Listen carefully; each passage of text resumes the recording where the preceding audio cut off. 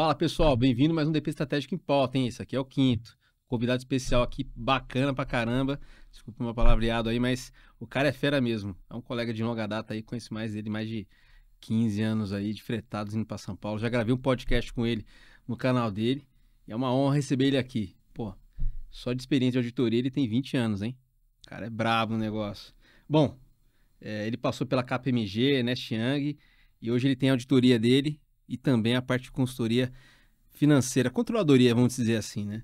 E eu tenho a honra de receber meu camarada, meu amigo do peito aqui, Alexandre Ferretti. Pô, meu querido.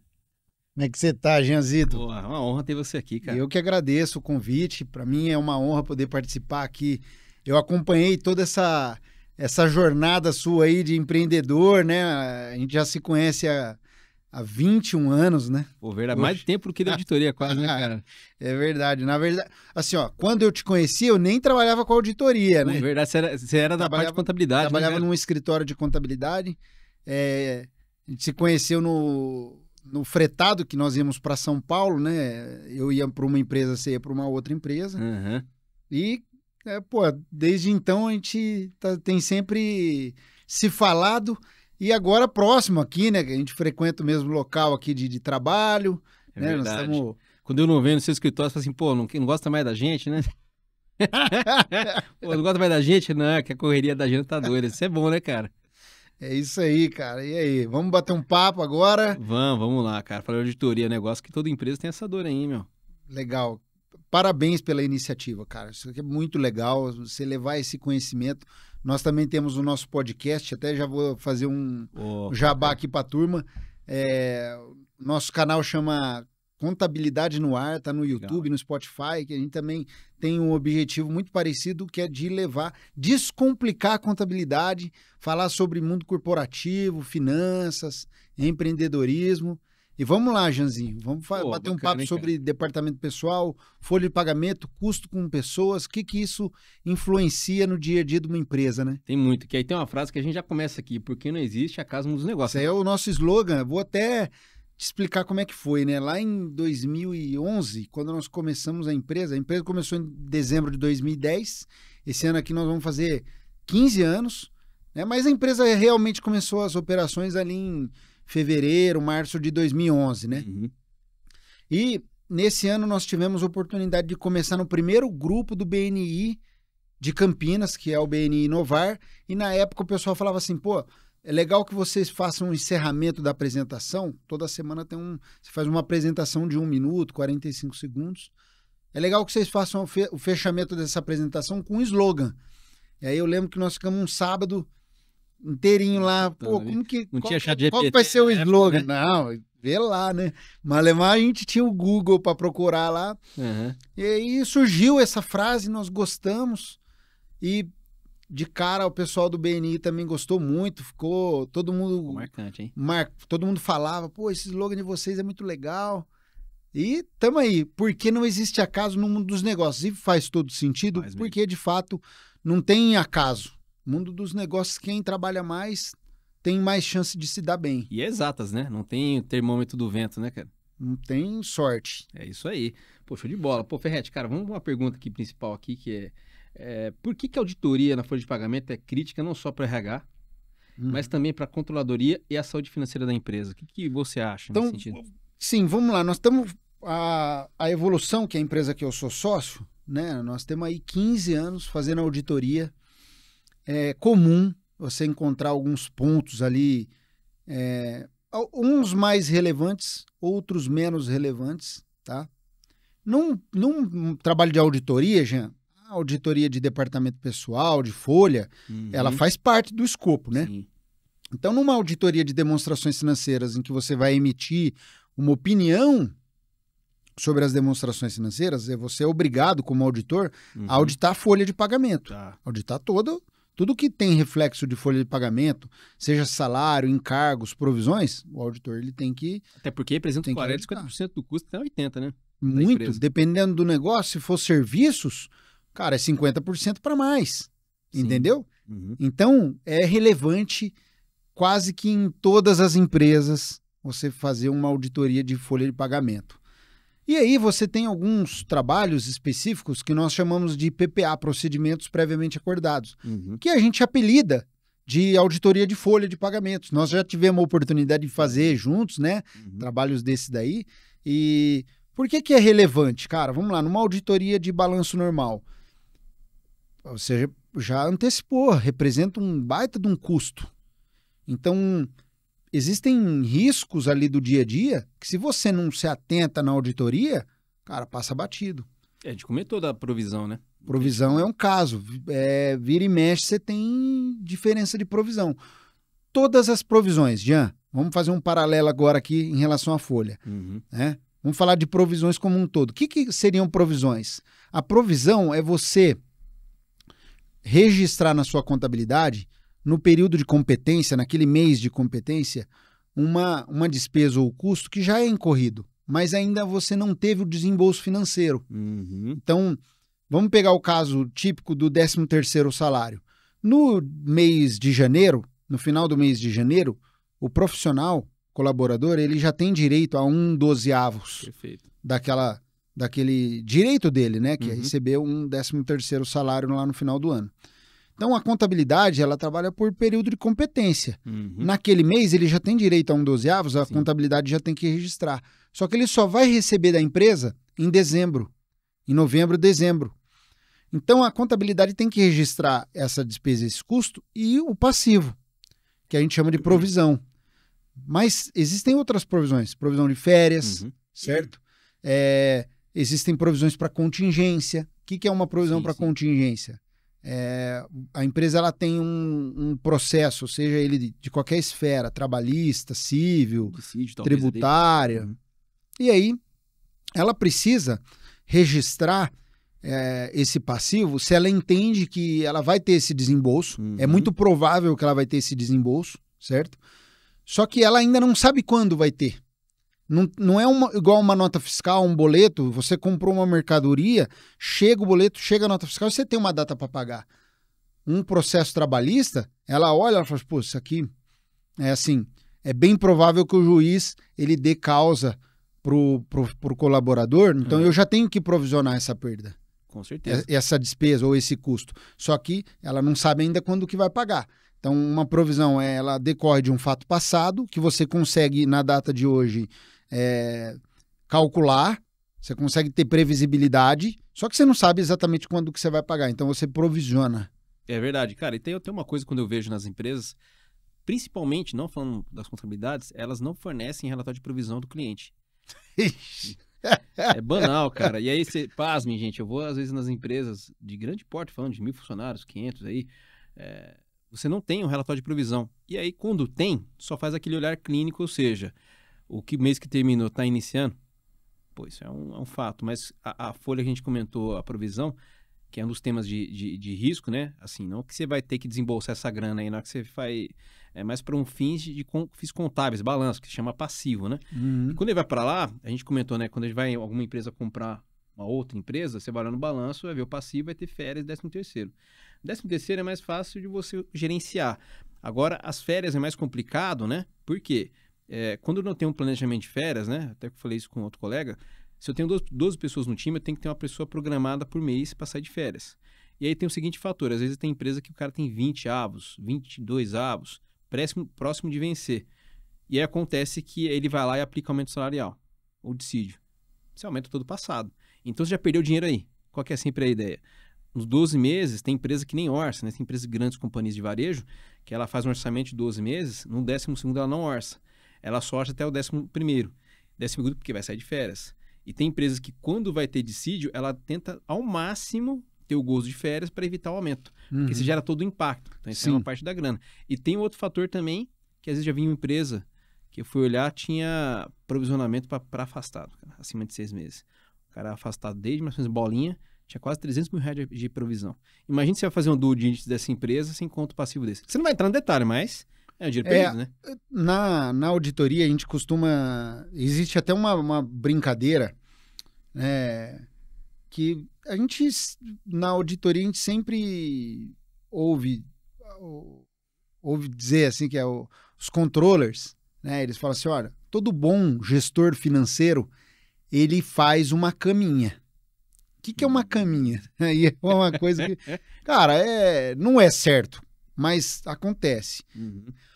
Imagina que você é controller, tá? E se você tem um caixa que você sofre pressão de caixa e você tem uma matriz lá fora do país, ou mesmo aqui dentro, que ela exige que você faça a distribuição de lucro, né? Então, se deu lucro, ela quer que você paga. Tá. O controller, ou o CFO aqui, ele pega e fala assim, pô, eu vou dar um jeito de ter uma caminha aqui no passivo para que se acontecer alguma coisa, eu consigo ter essa folga. E aí os caras acabam fazendo isso com provisão. Não é legal porque você está criando, a gente brinca de contabilidade criativa. Entendi. Então, quando a gente vê provisão, a provisão é um item crítico em qualquer auditoria. Você entendeu? Entendi. Provisão é um item crítico. Por quê? Eu já ouvi, você provavelmente também já ouviu falar assim, pô, eu vou provisionar as rescisões. Sim. Cara, só que você não pode provisionar uma rescisão se você não tem o fato.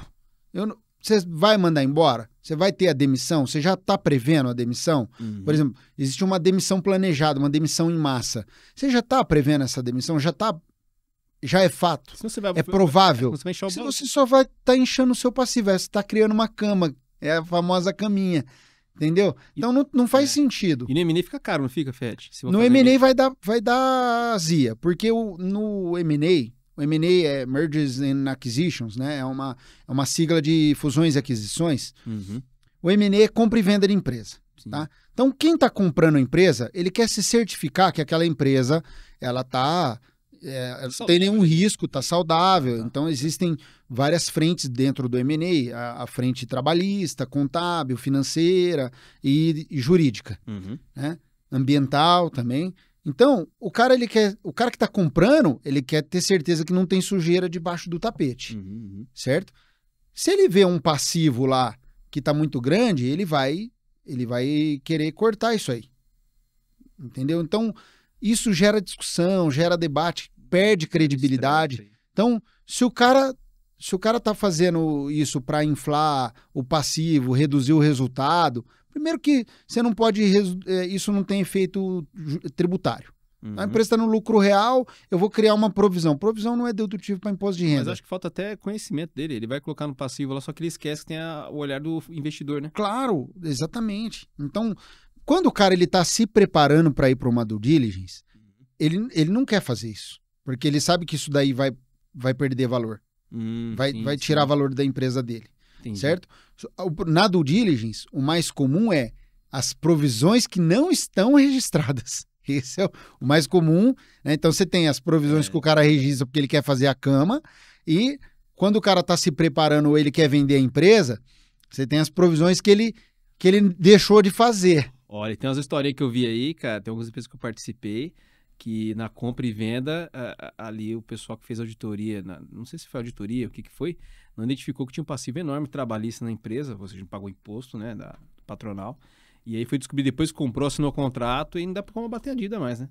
Cara, aí assim, tem diversos suportes jurídicos aí que você pode fazer, mas antes de assinar o contrato, né?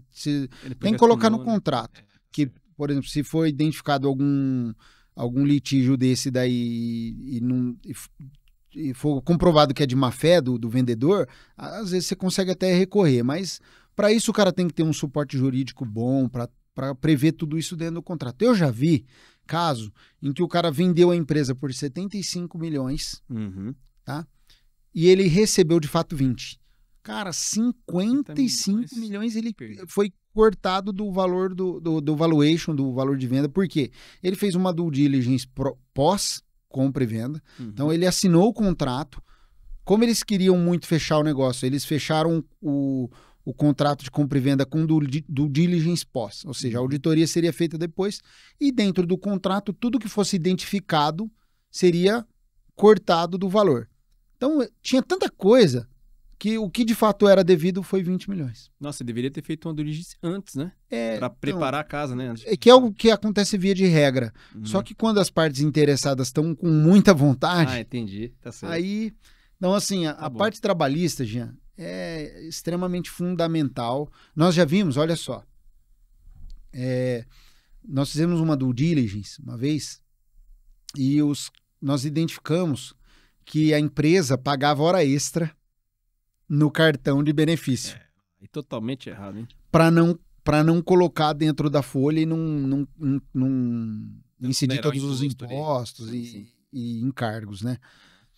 Cara, só que a empresa que estava comprando era uma empresa europeia. Os caras são extremamente... zelosos, né? Zelosos. Não, assim, eles seguem um compliance muito rígido. Deu negócio, mas naturalmente eles tiveram que negociar muito valor. Então, a empresa que queria vender, queria muito vender, então eles toparam fazer um acordo lá que se houvesse qualquer perda em relação a isso, eles iriam pagar. Eles iriam tirar do valor, né? É uma conta garantida que fica lá separada, uma conta escrow, que a gente chama, e aí fica lá para pagar isso aí. Então, mas você vê, departamento pessoal, se você não dá atenção na hora da auditoria, cara, passa. E pegando nesse gatilho aí, os riscos que tem na auditoria que você pega, né?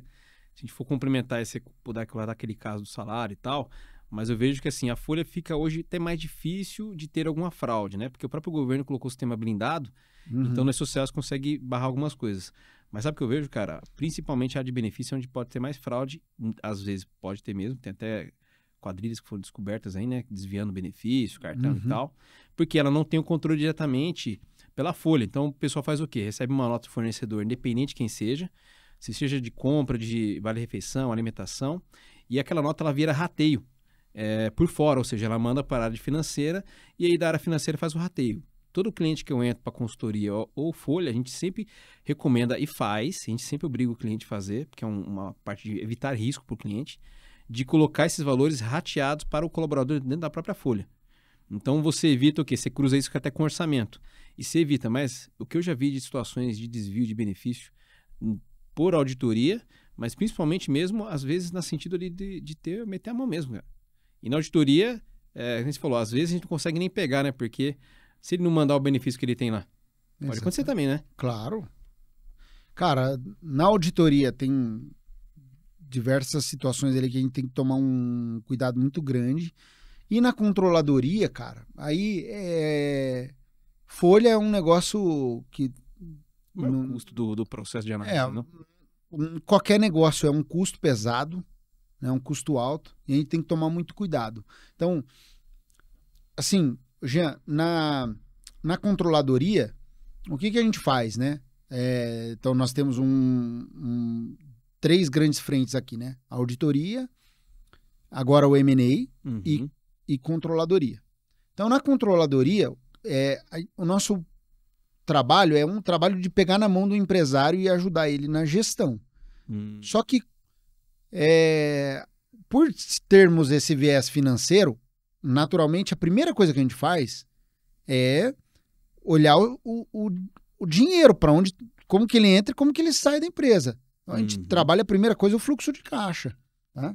Então, na controladoria, a gente faz um fluxo de caixa ali, detalhando tudo, não tem como dar errado, e, bom, vamos agora entender o que tem aqui dentro. E aí a folha de pagamento, você tem uma série de coisas que estão vinculadas, né? Cartão de benefício, hora extra, cara. Não, até que eu vejo, cara, tem gente que, o pessoal, né, colocando premiação, às vezes no cartão de benefício, mas a receita é muito clara, né?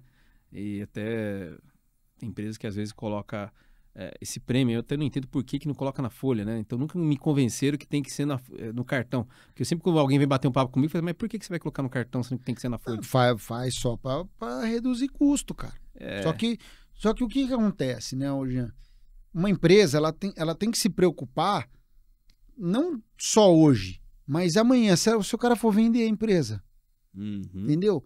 Quem vai comprar vai examinar o risco dela dos últimos 5 anos. Então, às vezes, você está ali ganhando, economizando agora, mas você perde muito valor de empresa. Você perde a oportunidade de vender a empresa. E sabe uma coisa, cara? Eu estava pesquisando, eu fui num seminário, teve a parte tributária, aí levaram a questão de processo trabalhista.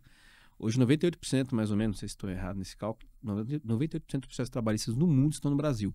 É em torno de 2,2 milhões de processos por ano, 50 bi. E aí você olha assim, vou economizar isso aqui, é uma economia simples, eu vou colocar no cartão que é mais fácil, o funcionário gosta e tal. Tudo que é pró-risco colaborador, a Receita ela pode pegar. E aí ela faz o quê? Como é que ela não sabe quem a empresa está pagando? Por quê? Só que se ela for no fornecedor de cartão, ela vai ver que você está pagando o prêmio por lá. E aí você tem a questão de ela pegar e cobrar aquele mês que o Dr. Renato falou. Ele volta cobrando 5 anos. Então, imagina a economia. Essa hora essa que ele fez por fora, se algum momento tiver a Receita que ela pode agora fazer auditoria e ela cruza, né? Vai ficar mais difícil fazer alguma coisa errada. Então ela está cruzando ali a folha com o empresariado, reforma tributária. Então ela está sempre fechando o cerco. Se ela for só na fornecedora, ela consegue saber o que aconteceu. E aí consegue pegar todo mundo que fez por lá. Mas eu não sabia. Bom, se você não sabe a lei, a Receita é muito clara. Você paga em dobro, né? Exatamente. É verdade. Mas, cara, fato importante. E aí, Ferretti, como que você acha que sim, na auditoria, controladoria ou a parte financeira, a gestão, que nos passos que o cliente pode prever, eu acho que para ele melhorar, tem que contratar a evolução, né? Mas para ele prever ali, qual a dica que você dá para ele ali, para ele prever esse tipo de risco? Prever o risco do... Da parte de evitar ali no due diligence, de repente, reduzir o valor, ou também no risco de, às vezes, ser penalizado numa auditoria, né? Então, nós temos vou dar um exemplo, melhor do que dar exemplo, né? Nós temos um cliente que ele está terceirizando alguns trabalhos. Então, ele está deixando de ter o profissional na folha de pagamento dele e terceirizando, tá? Só que esses terceiros, eles emitem nota, certo? Sim. Vamos lá. Relembrando, né? Quais são as características, né, do vínculo trabalhista? Pessoalidade, remuneração, habitualidade, né? Então, liderança, que tem que cobrar o funcionário ali, algo então, nesse sentido. Quem ele tem habitualidade? O cara só emite nota para aquela empresa. Sequencial das notas só ali, né? O cara só emite nota para aquela empresa. Recebe todo mês um pouco mais, um pouco menos, mas todo mês ele recebe. Ou seja, o cara depende daquele dinheiro, né?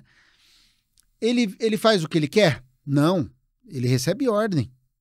Vem alguém da empresa e fala assim para ele, você vai fazer isso, isso e isso. Pô, isso e quando coloca também, que eu fui um colega, ele falou que o empresário, não, ele é PJ, funcionário.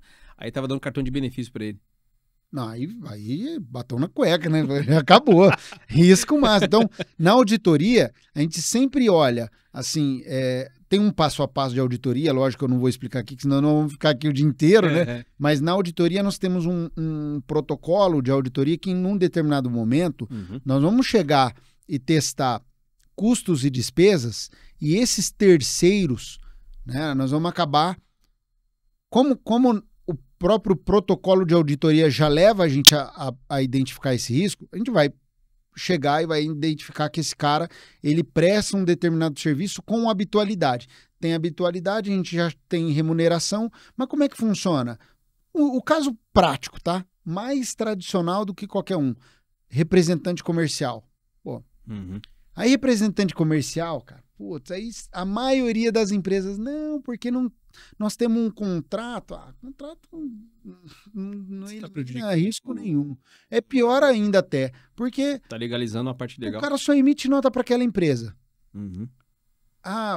Quando emite, né? Quando a empresa não tá no lucro real, nem pede nota, às vezes o cara... Manda o Pix direto. Aí é pior ainda, já manda o Pix sem formalização nenhuma. O cara tem habitualidade. Não, mas ele não tem metas. Só que... Num determinado momento você fez uma convenção de vendas, chamou todo mundo, esse cara definiu para onde que tá indo, as metas, tal. O cara, ele pode não ter uma cobrança, mas indiretamente ele tem meta, ou seja, ele tem subordinação, que é um outro pilar do vínculo trabalhista. Acabou, já era. Esse é um dos maiores riscos, né, cara? Se a gente for ver assim na folha, numa discussão, a gente estava até discutindo com um tema de um cliente hoje, num detalhezinho que a gente tem, às vezes fazer uma demissão ali, você projeta uma demissão, a parte trabalhada, né, um aviso, qualquer contagem errada ali, você tem um risco enorme, porque a lei é muito clara, né? Às vezes, mas cada um tem sua interpretação, em alguns casos. Mas eu percebo que na hora que você vai fazer alguma auditoria, quando a gente faz, né, um trabalho em conjunto, eu entro mais a fundo porque eu conheço mais o tema. Então a gente começa a abordar temas que às vezes o cliente nem sabe que existia. Por falta de conhecimento da questão. Exemplo que nem alguns. Mas eu pago a premiação no cartão porque eu acho que, sim, a fornecedora faz. Você, faz, mas a Receita gosta? Você não gosta. E ele vai falar assim, não, mas é porque tá amparado, porque então. Mas só dá uma olhadinha com algum advogado tributário. E aí, Fed, o que você já pegou, por exemplo, às vezes cliente aí, tem aquela história que você falou, o cliente pagava sempre o salário igual, aí chegou uma hora que teve um desvio ali, e aí foi ver, mas eu vou querer processar, mandar por justa causa. Aí acabou não ocorrendo porque ela tinha ciência, dona, né? Você contou uma história dessa aí pra mim. Na verdade, não é que pagava o salário igual. Esse caso aí foi um caso até...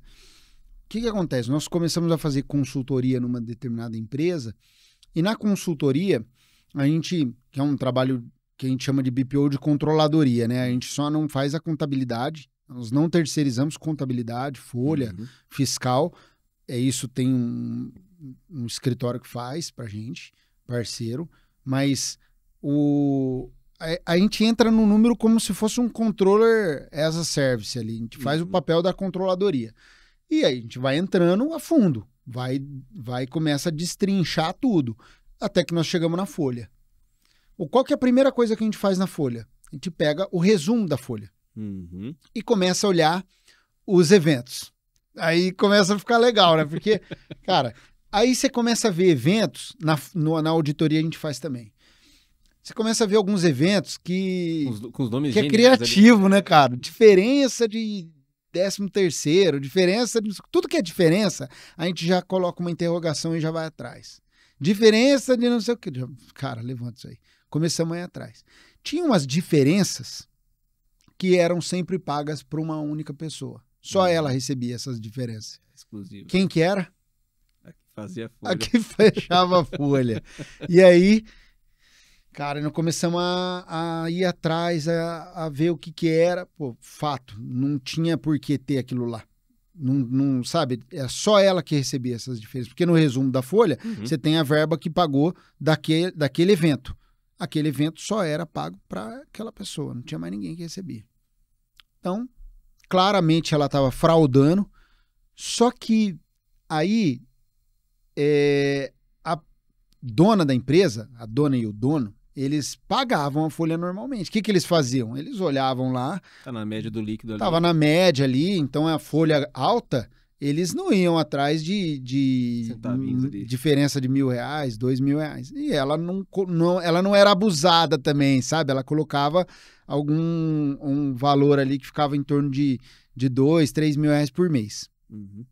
Então, nós apresentamos todo esse desvio aí do último ano, nós pegamos um ano, 12 meses, e aí chama, vamos conversar. Falei, não, tem que conversar. Já tranca a sala dela, nem entra. Mas ela tem o computador. Não, o computador é da empresa. Que eu acesso no nem sistema. entrou, chorou, fez paciência, cara. Entendeu? Então ela tava fraudando. Foi uma das fraudes que nós pegamos de folha de pagamento. Pegamos outras. Pagamento de 13º, não, perdão, de hora extra, já pegamos também, pagamento de hora extra indevida. E isso tem muito, cara. Tem uma empresa que eu trabalhei que a gente, bem que lá era muita gente, né? E aí a parte de hora extra, que era um segmento exclusivo, que é 1236, tinha a questão da combinadinha da hora extra. Como você não podia fazer a parte de aumento salarial porque tinha política, sempre o ser humano tem um gênio maravilhoso para ter a criatividade, né, cara? Aí foi lá e criou, vamos fazer um combinado. Te pago algumas horas ali e você acaba ganhando as horas porque não tem um apontamento pelo cartão, né? Você até tem, mas você combina que você vai trabalhar na sua folga aí. Você não trabalhou, mas eu coloco que você trabalhou. Pasme, cara, foi milhões que a gente descobriu que estava tendo feito isso. E aí implantou o sistema, teve até uma política interna de problema estresse, né? Vamos dizer assim, no sentido de placar, né? Porque você começa a tirar algumas coisas que não deve, né? Então você tem período contra e tudo mais que não quer tirar aquele formato. Mas eu vejo que a Folha está ficando mais difícil fazer isso. Porque o E-Social, a não ser... o dono vai ter 2 problemas, né? Primeiro deles, se ele não tiver parâmetro correto do E-Social, que é o Depara, né? Porque eu posso criar o evento genial que eu quiser. Um nome mirabolante. Só que para o governo tem que ter um código. Então ele tem um afunilamento lá, que é um Depara. E nesse afunilamento você tem que casar aquele código de hora extra ou diferença com o código do governo. Quando o governo ele vê que é um evento de diferença, ele entende o quê? Que você tem que reabrir a folha. Você reabre o quê? Errei um processo no mês anterior. Não é você fazer o lançamento da diferença. Você tem que fazer o quê? Reabrir a folha, o passado que você tinha fechado, pagar o tributo, porque social é isso, então você paga o que você está me devendo, e você paga normalmente. Então hoje está mais difícil você ter lançamento, a não ser que se tiver, até para quem for fazer algum processo de auditoria, alguma coisa, qualquer evento que tenha de diferença, dê uma olhada no código do social. Por quê? A Receita está observando tudo. Então a gente está alimentando um HD gigantesco de dados, ela por enquanto não está mandando notificação, mas ela tem que estar alimentando com tudo, né? De folha. Então, tudo que eu lanço na folha, eu tenho que mandar para o governo. E é real time, né? Com a carteira digital. Então, o risco de você, às vezes, tá fazendo errado, porque às vezes está fazendo porque sabe. Mas, às vezes, acontece que a pessoa não sabe. Então, você teve situações que você deu alguma recomendação que o DP não sabia? Já teve. Não é normal. A maioria das vezes o departamento pessoal sabe e já até comunicou com a empresa. Mas não tomou atitude ali para resolver. Não, aí a empresa falou, não, isso aí é custo, vamos reduzir. Na maioria das vezes o departamento pessoal já até comunicou a empresa. Então você chega com a folha de pontos, não, isso aí é isso aí mesmo, já a empresa sabe. Segue o jogo, né? Só que mandaram tocar assim. Isso acontece. Esse caso da empresa que fazia pagamento de hora extra no cartão de benefício, os sócios sabiam. Só que eles disseram assim, não, mas pelo amor de Deus. Porque acontece às vezes, sabe o que, Fred? Ele começou por um caso, né? Não, foi assim, acabou tomando o corpo. Aí o corpo para colocar em ordem. É isso mesmo. Fica caro, né? E aí, cara, tem alguma ferramenta, o que a pessoa, de repente, aí, a gente coloca falando um pouco de tecnologia, o que a pessoa pode fazer? Às vezes ele entende que eu falo o seguinte, né? A auditoria, não precisa ele vai gastar com a auditoria, só que a gente acha o dinheiro para ele gastar na auditoria, né? Então, se eu for dar uma olhadinha, né, de repente, em benefícios, alguma ferramenta, sempre no dinheiro, eu falo que no DP, tem dinheiro na mesa. Então, o cliente fez um trabalho, né? Que a gente levantou, fez a auditoria e aí a gente foi detectar se tinha dinheiro perdido dentro da área. Sempre tem. E às vezes o investimento de uma auditoria, a gente pode localizar o investimento que está parado no DP. Ou até mesmo, que a gente falei com o Marcelo no último podcast, o ROI, né? Então a gente consegue detectar ali se tem valores que podem ser, que não estão sendo visualizados, porque é falta de conhecimento também, que acontece muito no DP.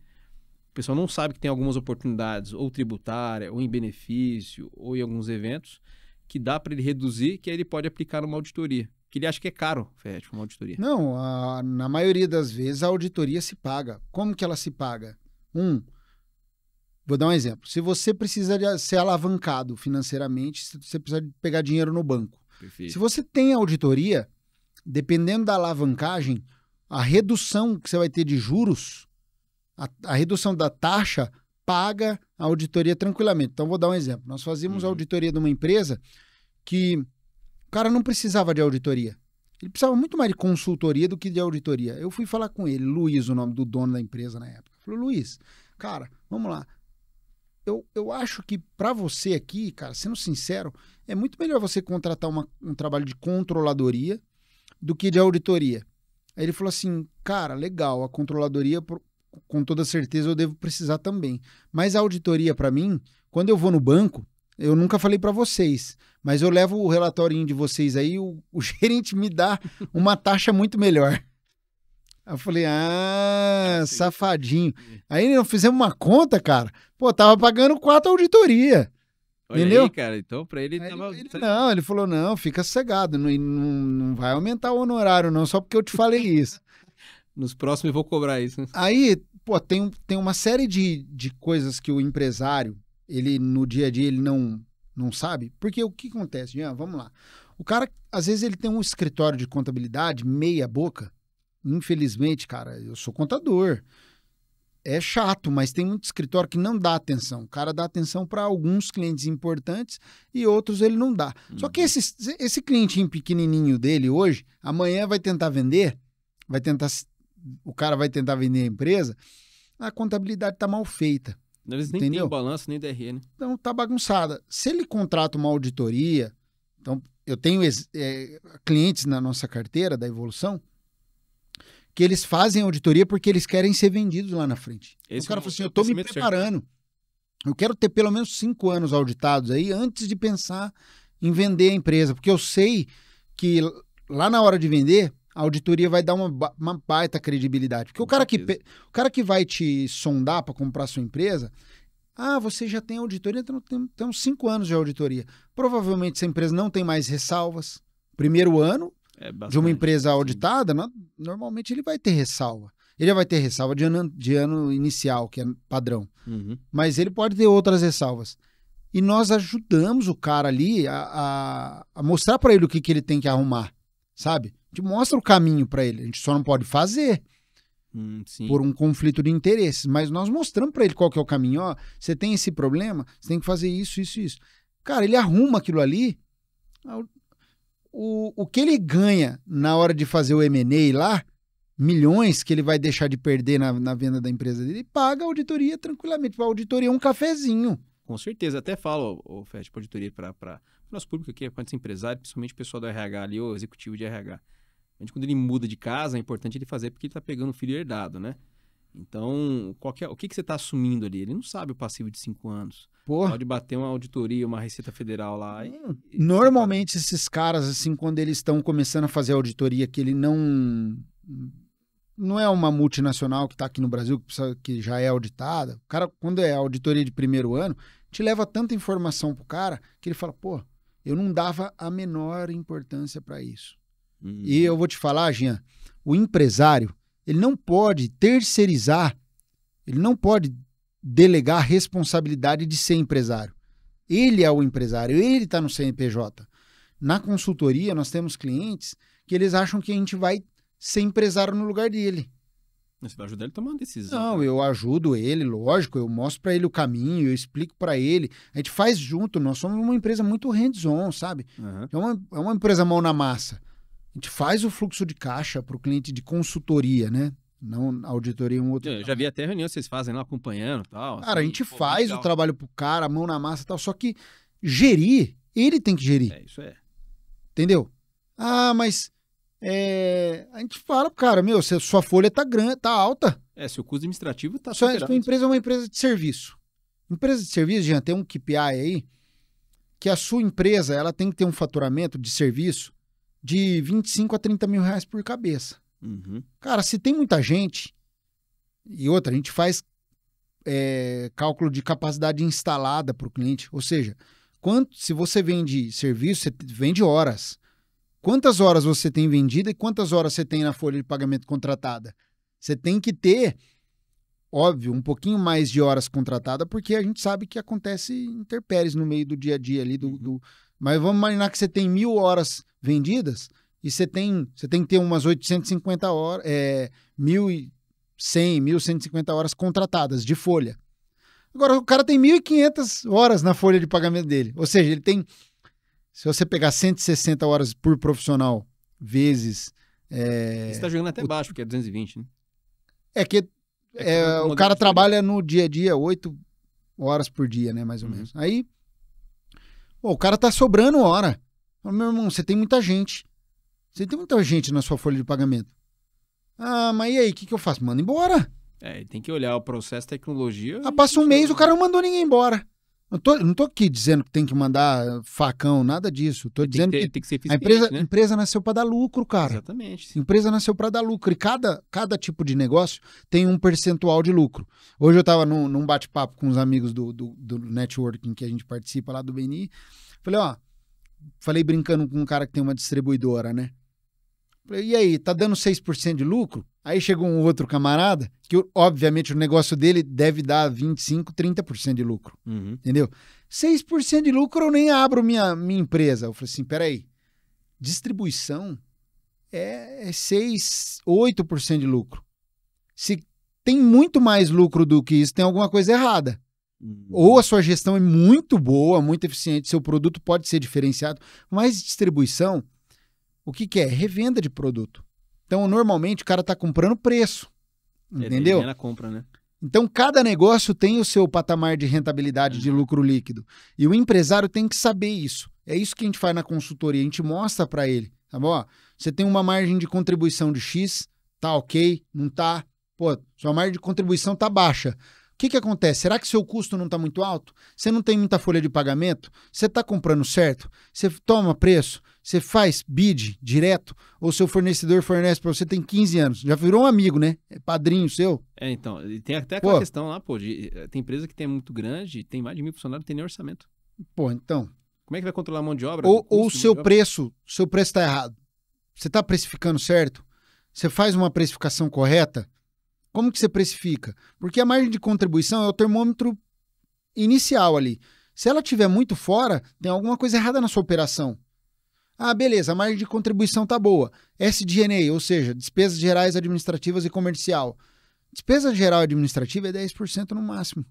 Dependendo do negócio, você pode até um pouquinho acima, porque você está reinvestindo no negócio ali, então você está gastando mais. Ah, vou dar um exemplo. Você alugou um lugar bacana que vai te trazer, tem uma promessa de te trazer novos clientes, aumentar o seu ticket médio. Então você alugou um lugar legal, então você está reinvestindo. Mas esse negócio, num patamar normal, é 10% de despesa administrativa. Despesa comercial, 6% a 8%. Entendeu? Entendi. Folha, dependendo do negócio, 40%, 50%, se é 70%. Serviço, puramente serviço, 50%. Eu também empresa que chegava a 70%, 80%, cara. Porque é mão de obra intensiva, né? Você ganha no volume. Cara, Jean, folha de pagamento. Quando a empresa está muito bem, quando a empresa está vendendo, está girando, o empresário está pondo dinheiro no bolso, o que acontece? Vira uma mãe que ele não faz muita conta. Aí chega o supervisor lá. Ô, cara, nós estamos ralando, cara. Por quê? Tá vendendo, tá girando, todo mundo vê. Do faxineiro ao diretor, todo mundo vê que a empresa tá bem, cara. Tá voando. Tá voando. Ah, ainda mais quando o sócio é meio... gosta de andar de carro novo, zero, bom, né? O cara tá andando de carrão, todo mundo tá de olho. Aí o que acontece? Ah, não, vamos pedir para contratar gente, entendeu? Aí, se o cara não tem KPIs, ou seja, indicadores de performance, para medir a performance do negócio, para saber se está legal, cara, a gente brinca, a gente fala assim, folha de pagamento é igual coelho. Cara, o negócio multiplica, velho. Daqui a pouco você tinha 100 funcionários, daqui a pouco tem 150, cara. As empresas de serviço, você falou um negócio foi engraçado. Tem um colega meu que ele implantou negócio de controle de headcount, controle de pessoas, né? Orçamento ali. Cara, se orçou 12, você vai ficar com 12. E aí, tinha as duas situações. Ele, quando precisou colocar isso, começou a roubar briga com a diretoria. E ele não deixava aumentar mesmo. O sistema de folha era bloqueado, a gente bloqueava ele. Então, realmente não podia aumentar. Então... esse era um. E o outro, que a gente trabalhou em uma outra empresa, que ela fazia... Se você fosse mandar embora, aquele custo daquela pessoa, vamos supor que deu... A pessoa custe 10 e pra você mandar embora custou 30. Você tinha que esperar dar o ROI para depois contratar de novo. Ou seja, você ficava 3 meses sem a pessoa. Ah, mas eu mandei embora, preciso da pessoa. Então por que você mandou embora, não treinou? Então isso até uma dica pro pessoal do RH. Às vezes você tem... Lógico, tem que treinar e tudo mais. Mas se for a questão de ter um recurso de alguma liderança ou você empresário quer mandar embora... coloca uma política de ROI, ou seja, aquele custo que foi gerado na rescisão versus o custo do mês, para você contratar novamente aquela pessoa, a área precisa ter o retorno daquele dinheiro. Porque senão você concorda assim, exatamente, contratei agora, cara. Vou colocar outro no lugar, e aquela despesa adicional que ficou, quem vai pagar isso? Nós estávamos agora, antes do podcast aqui, fazendo uma reunião com um cliente que ele tem muito mais horas contratadas, né? Do que ele tem muito mais horas disponíveis, ou seja, ele tem muito mais hora de folha de pagamento do que horas vendidas, é empresa de serviço. Então ele tem lá, vamos fazendo essa conta, né? Ele tem 1.300 horas disponíveis de gente para trabalhar e tem 1.000 horas vendidas. Ou seja, tem 300 horas sobrando ali. Cara, meu amigo, desculpa, você vai... Em alguns casos, quando é muito difícil de contratar, que você tem que treinar, aí tem que vender mais, entendeu? Cara, o negócio tem que dar lucro. Aí tem que pegar a área de vendas ali, marketing, ali, trazer mais cliente. Porque senão tem que cortar, infelizmente. Ninguém quer, não estou dizendo que tem que cortar. Por exemplo, não sei se está na pauta aqui nossa aqui, falar de inteligência artificial. Mas tem muita gente que fala assim, a inteligência artificial vai roubar vaga de muita gente. Cara... um empresário que pensa assim, ele tem cabeça pequena. Ele tem que pensar, eu vou colocar inteligência artificial para melhorar, para eu ter uma eficiência maior, para sobrar mais gente para eu vender, para eu atuar em outras frentes, entendeu? E essa é a cabeça mesmo, Fed. Claro, eu tenho 1.000 funcionários, né? Uma empresa grande, 1.000 funcionários. Eu vou colocar uma inteligência artificial aqui que vai tirar trabalho de 50 pessoas, talvez você vá realocar aquela pessoa lá, a função dela vai ficar obsoleta. Mas você usa aquela verba, aquele budget que você tem para contratar gente para melhorar, para crescer. Exatamente. Empresa que não cresce mais que a inflação todo ano, tá diminuindo de tamanho. Sabe aquele negócio, você é uma boutique, vou ficar nesse patamar, vai quebrar. O cara tem que pensar em crescer. E não tem jeito, Jean. A mola propulsora é gente, cara. Não tem... E tem que trazer gente que eu tem falo que trazer aqui, gente boa. Gente voltada, primeiro ponto que eu vejo, né? Avaliado com a cultura, né? Então tem muita gente... O que é a cultura? Nada mais é que seu dia a dia ali, né? Então, se tem alguém que é discrepante do que é o dia a dia da empresa, que às vezes não é muito que está casado com o que está na parede, que é a cultura, na hora de um momento de um estresse ali, de uma pressão, que pressão é bom, tensão não é, aquela pessoa que não está acostumada com a cultura, ela vai ir contra os demais. Ou seja, eu falo que é que nem o organismo do corpo, né? Quando você tem tudo organismo, quando é um organismo que não é muito válido para o corpo, o próprio corpo espelha ele. Sim, então, exatamente. A cultura é isso. E quando você tem gente, a mão de obra intensiva ali, e você cria um mecanismo de controle. Por exemplo, você pega a controladoria, dos números. Então, você pega a empresa de serviço, isso é muito forte. Empresa de serviço, eu falo, limpeza, conservação, restaurante, feições coletivas. São empresas que vendem mão de obra. Então, ela fatura sobre essa mão de obra. Ela tem que ser super eficiente. E é uma mão de obra que tem uma competição muito grande com o benefício do governo. Então, porque o cara, ele coloca na balança, né? Eu vou trabalhar, vou receber o benefício e tal. E isso é ruim porque eu vejo alguns colegas, alguns empresários estão com dificuldade de contratar. Porque também, às vezes, não fez a lição de casa. Será que eu tenho oportunidade de redução de custo dentro da folha? Será que se eu melhorar o meu processo e verificar indicadores vai ser bom? Será que se eu contratar uma controladoria da evolução vai ajudar a ter uma visão diferente? Vai. Uma auditoria? A bola só chutou pro gol, hein?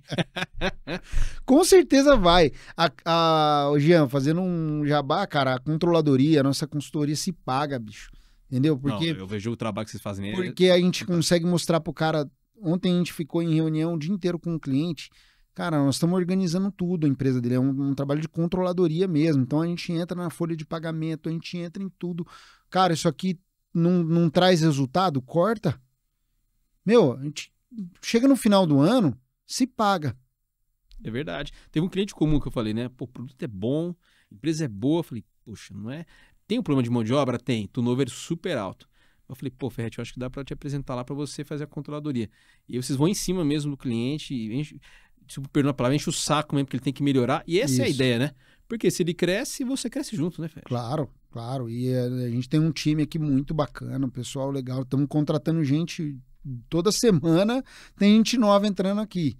Então, o nosso negócio é exatamente isso. A gente tem um DNA de negócio, sabe? A gente consegue entrar em qualquer empresa. Eu fiz um bate-papo com um cara antes dele contratar a gente, e é uma distribuição. Aí ele pegou e falou assim, quanto você acha que meu negócio tem que dar de lucro? Eu falei, 6%. Nem titubeei. 6%. Direto? Não, nosso negócio dá muito mais. Eu falei, dá mais? Ué, mas o que você faz para dar mais? Vamos fazer conta aqui. Cara, aí por fim... nosso negócio é para dar 10, 12. Eu falei, cara, então o seu produto é diferenciado. Então você não tem muita concorrência. Mas cuidado que se for bom, alguém copia, né?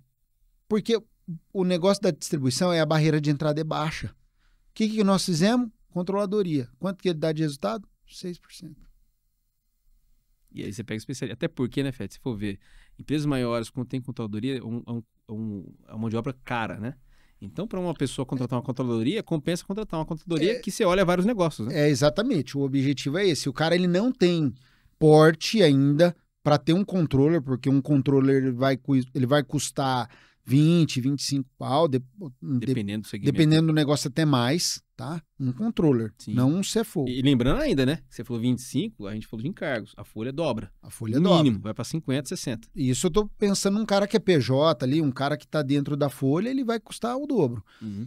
E o cara, ele tem... Todo mundo tem necessidade de ter uma espécie de um controller. Por isso que a gente criou esse trabalho de controller as a service, tá? Legal. Mas ele não tem porte ainda. Então, o que a gente faz? A gente entrega para ele esse trabalho de controladoria. Eu brinco assim, eu falo assim, você vai para São Paulo, né? Nós estamos gravando aqui, pessoal, que vocês estão acompanhando do Brasil inteiro, graças a Deus, esse podcast aqui é visto no Brasil inteiro, né, Jean? Já vi de fora também o pessoal fala. De fora até... Nós estamos gravando aqui de Campinas. Lugar lindo, né? No interior de São Paulo. Você vai daqui para São Paulo com o carro sem marcador de combustível e sem velocímetro? Se você for, vai bem na maciota, né? Até vai, né? Vai, mas você vai com medo.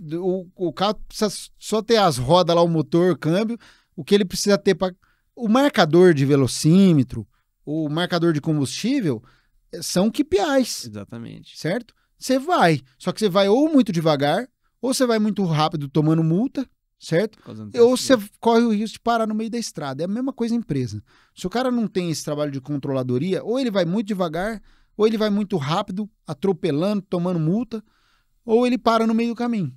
E eu falo muita coisa, sabe o que, Fete? A própria área de folha de pagamento DP. Hoje o RH tem seus indicadores bases ali, né? Que ele entrega, turnover, a parte de cultura e tudo mais. Mas tem um fator que é super importante, que aí o pessoal vê aquela questão de fazer a parte de indicadores de folha, a gente não se vende, né, dentro da área. Fala assim, não é que você sair com a plaquinha, um chapéu legal e tal, ficar correndo dentro da empresa. Não. É você pegar dados que são, que nem com auditoria, controladoria, a gente faz trabalho conjunto, é o quê? É você levar essa informação para o board da companhia para você ser visto como igualdade, né? Por quê? O RH é mais difícil você ter medição. Porque você, vai investir em treinamento. Vai dar ROI ou não dá? Depende. Se a pessoa não tiver afim, vontade você não coloca na pessoa, vem dela, né? Você pode, ela tem que vir com vontade. Agora, fator de folha, tudo que entra como DP, eu consigo medir. Sim. E às vezes tem fatores ali que eu entro com alguns clientes que eu vou colocar, eu vou entrar com a terceirização de folha. A maioria deles não coloca o indicador de primeiro, porque a dor dele é um erro ou ele está com uma fraude. Então, a gente resolve o problema. Depois começa a dar dados para tomar a decisão. Ele começa a ganhar confiança. E nessa daí que a gente emplaca o olhar da controladoria.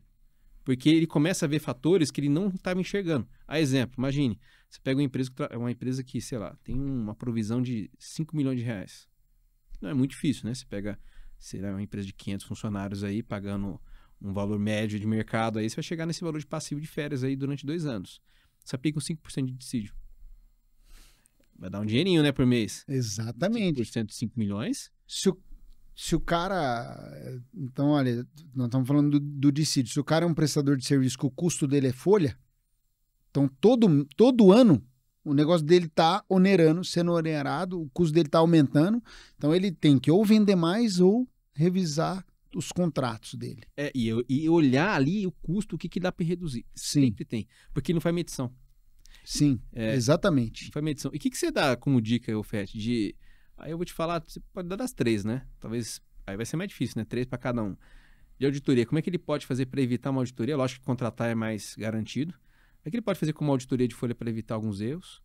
O que ele pode fazer como dica de controladoria? Ou seja, como é que ele pode fazer para a gestão de custo do DP dele? Uhum. E que você tem um olhar do quê? Do empresário, da pessoa do dinheiro. Tá. Ou seja, o diretor financeiro. O RH ele tem as ideias, mas se não tiver o dinheiro na mão, não consegue emplacar. Uhum. E aí, o outro fator que a gente pode falar, às vezes, do due diligence. Talvez 3 dicas aí do que ele pode fazer.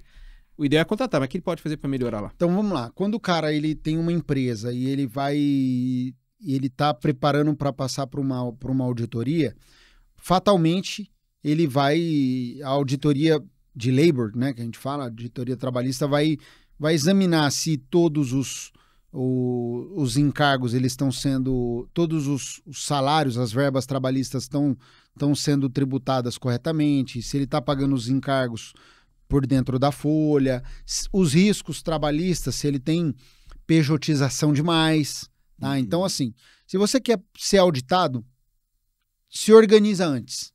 Então, por isso que, na maioria das vezes, a gente olha cliente de primeiro ano e a gente já avalia. Será que o caso dele é auditoria ou é uma preparação para ser auditado? Ontem nós fizemos uma reunião com um cara que ele tá trazendo para a gente uma empresa, cara, enorme, um faturamento muito alto e nunca foi auditada. Então, a gente até comentou, mas será que não é melhor ele passar por uma pré-auditoria? O que seria a pré-auditoria? A preparação. Perfeito. Como se fosse um diagnóstico. É uma pré-auditoria, uma auditoria sem emissão de opinião. Até para não estressar o time interno, né? Porque a auditoria tem um protocolo, como eu disse, que exige exame de documento demais, sabe? Tem amostra, por mais seja por amostragem, enche o saco do time do cara. Então, essa pré-auditoria já vai dizer para ele, ó, você tem esse ponto, esse ponto, esse ponto. Então, se ele quer ser auditado, ele já precisa olhar para a folha de pagamento dele com um olhar de compliance. Perfeito. Sabe assim, pô, o que eu tenho aqui que pode ser um problema para a auditoria? Porque senão ele vai contratar auditoria mais do mesmo. Mais para ver. E aí não pode ser... Vai identificar coisa que ele já sabe. Né? Ele vai pegar uma auditoria, vai bater no time, só que não faz nem sentido. Porque eu vejo muito assim, o cara contrata auditoria de renome, que obviamente tem uns honorários mais caros, e a auditoria aponta tudo que ele já sabe. Mas por que você fez a auditoria, cabeçudo? Deveria ter feito um processo e pega esse dinheiro ou investir em alguma coisa interna, né? Claro. Agora, na controladoria, o que a gente faz, tá? A gente mostra para o empresário, primeiro, se ele tem uma folha inchada ou não. Como? KPIs. A gente já sabe já. Poxa, você tem uma folha de... Se o cara é uma indústria, né, aí é um pouquinho mais complicado.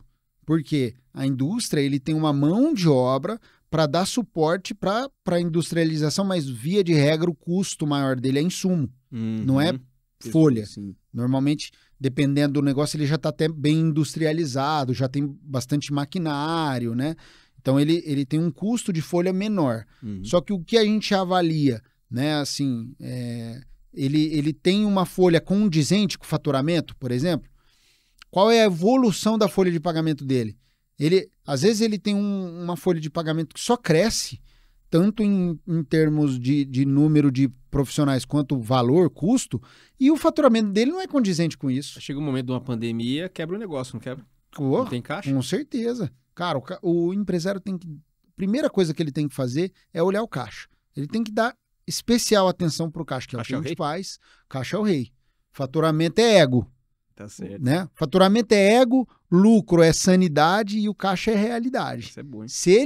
Se ele tá preocupado com faturamento, não, minha empresa fatura isso, fatura aquilo. Minha empresa, hoje eu tô com tantos funcionários, é ego. Isso é ego. Tem lucro líquido? Tem caixa?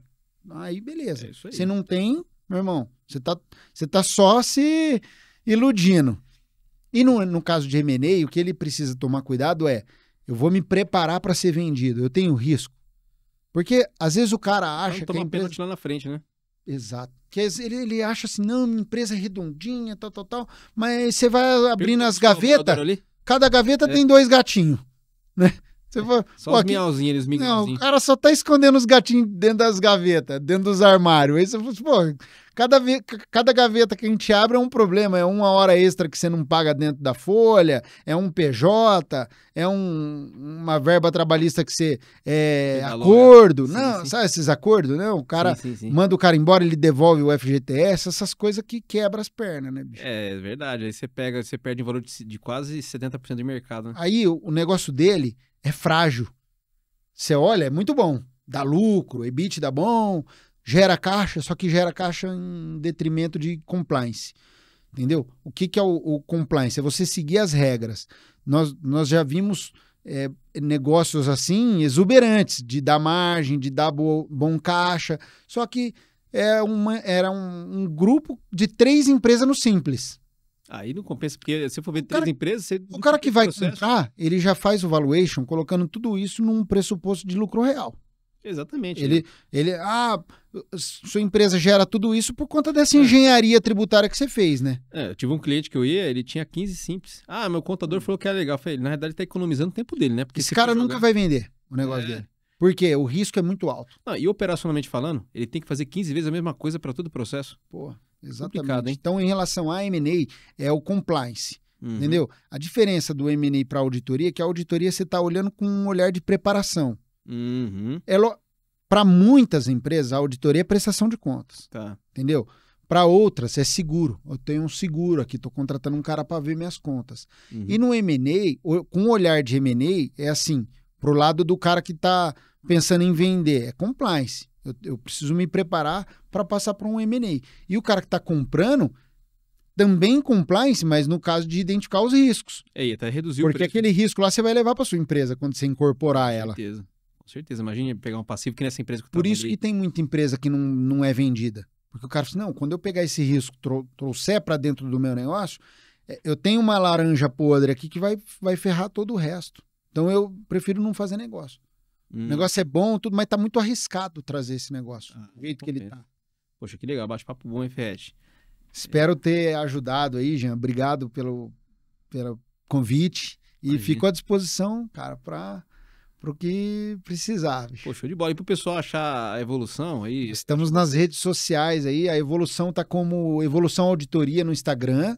Você acha a gente no Instagram, no LinkedIn. E eu tô como Ferretti Evolução no Instagram, no Facebook. Alexandre Ferretti no LinkedIn.